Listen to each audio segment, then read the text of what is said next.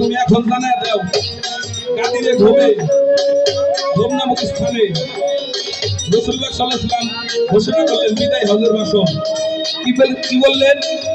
আশ-শরীআতু মিন হাযা, শরীয়ত মানে কোরআন আর মিন হাযা মানে স্পষ্ট পথ, খুদাবাদীর স্পষ্ট পথ। যদি হাদিসে ঢুকেন তাহলে আহলে বায়াত আমার খুদাবাদী এটা হাদিসে নাম শুরু করছে যে আহলে বায়াত কি একমাত্র স্পষ্ট পথ। আহলে বায়াত মানে কি আবার কাজ করতে হবে আপনারা জানেন না নিয়ে আচ্ছা আহলে বায়াতের উপর মহব্বত না থাকলে তার ইবাদত চার পয়সা কামে লাগবে না। বলছিলাম রশিদ সরকার রবের আহলে বায়াত কাতেল করে নাই বলতাম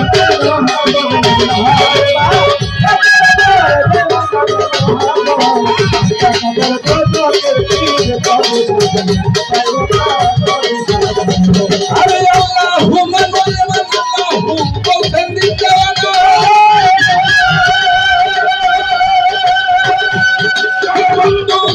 কবুল করো আল্লাহ পাক রব্বানা